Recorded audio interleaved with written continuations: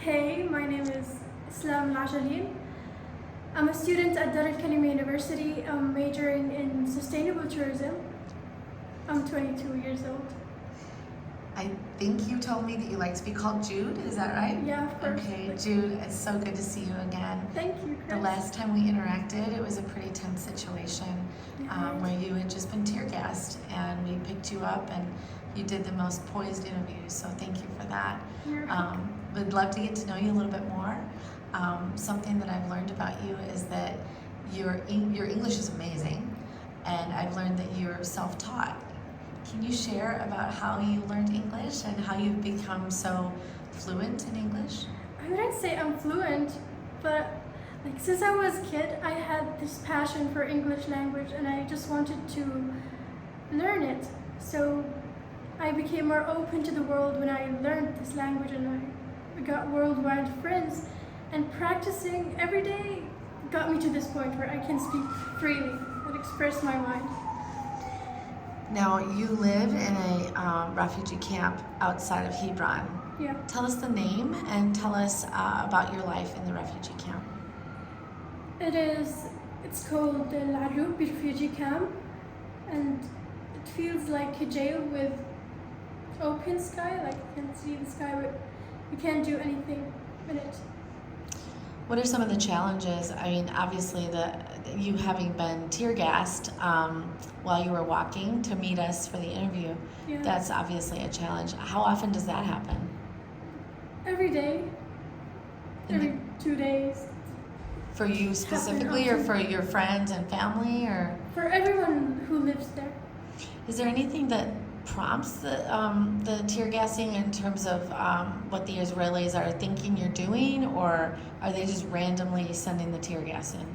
So their only excuse is because the little boys who throw stones, they're causing a huge danger to them, to the soldiers who are protected with guns, heavy guns, and there's a protected watchtower. So for them to go out of that watchtower and attack little boys, that's ridiculous. There's no reason to do that.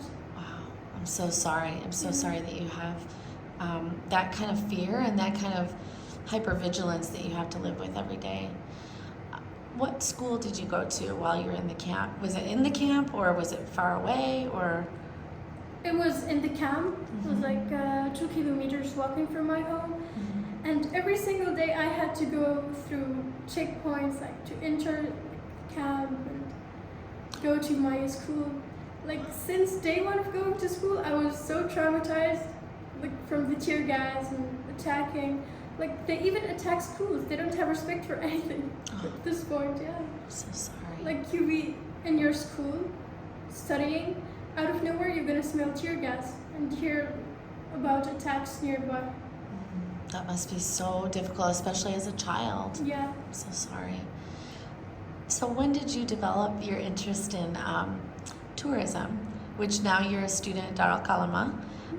How did that interest develop? Living here was a big cause of studying tourism, because we don't get much opportunities to explore and live even in the same area that we live in. It's so limited. So I wanted to learn tourism and how to deal with tourists, so I can travel and see different places where they live a normal life outside of here. Where you feel free. Yeah. Of Yeah. course. So do you? So you're in a 2-year program here, right? Or is it a 4-year program? It is a 4-year program. 4-year program. Okay. So do you? Again, what are your plans after you graduate? After graduating from here, I want to complete my master's, and then I want to work at the Ministry of Tourism and be at a high position so I can help to develop more projects here in Palestine. That's a great goal to have. Yeah. How do you feel women are treated here at Dar al Kalima? Yeah, they're treated equally. I love studying here. It's equal. I love it.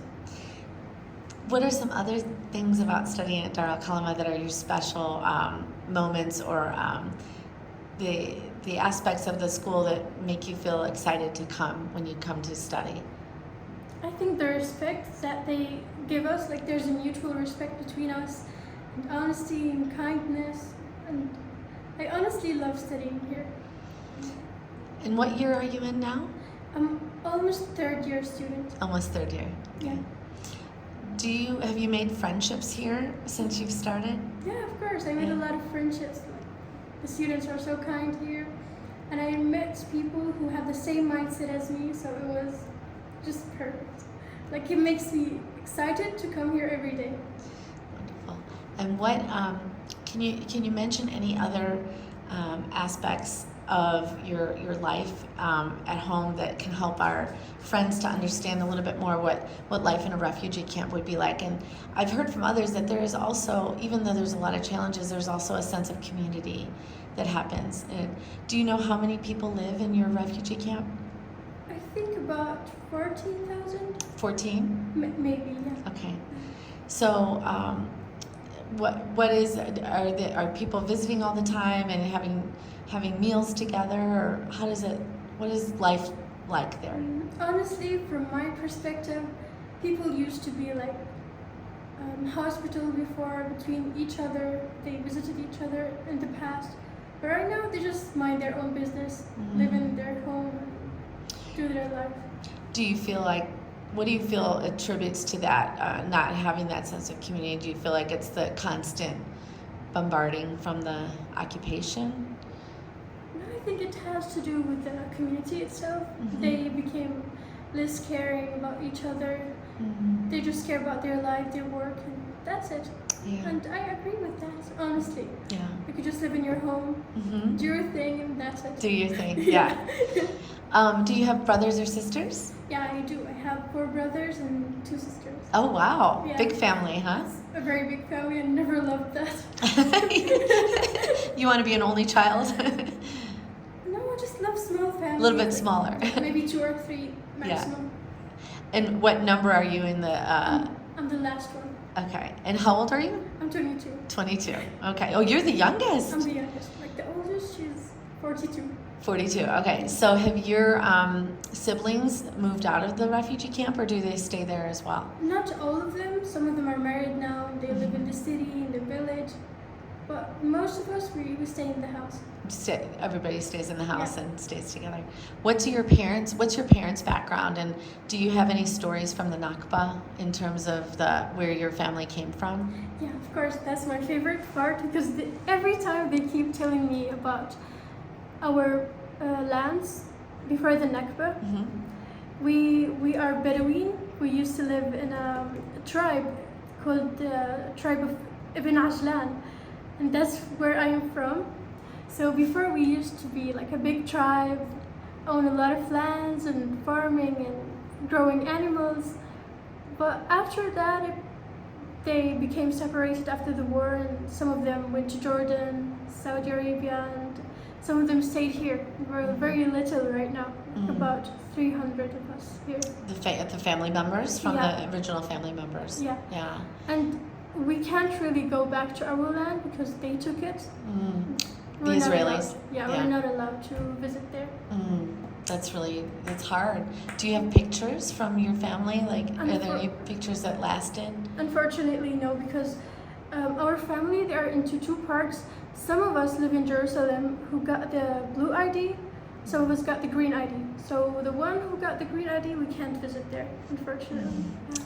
So you have the green ID, obviously. I do. Yeah. So have you ever been to Jerusalem? I've been to Jerusalem for the first time last year. And what was the occasion? I went with my family. They gave us a permission to go to the hospital because my sister was sick, so I was a companion to her. Wow, and that was the first time in your whole life in all of your 22 years. That was the first time ever. And that gave me the opportunity also to visit the sea for the first time. Okay. How was that? I mean, that must have been... It was crazy. I felt like I was dreaming. Wow. Yeah. So you probably read about it in books, you've seen it on videos, right? Yeah. This is the first time that you were able to see the sea. Yeah, even the first time I felt it was so unreal.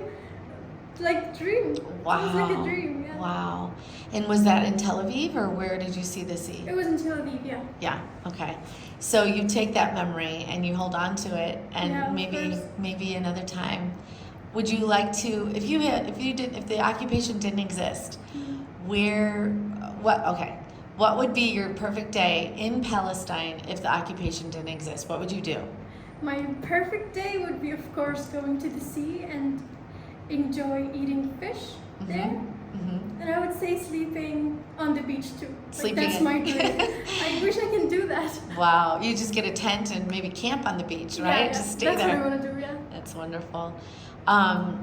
Well, I just want to encourage you again. There's so many people that care about you, and to see the joy in your eyes and the excitement that you have for and hope for your future in the midst of all of the pressures and all of the struggles and all of the trauma of the occupation. My heart is full to see you and to know you. So let's keep in touch and just know that you've got many people that care about you. Thank you. Thank you so Thanks, much. Chris.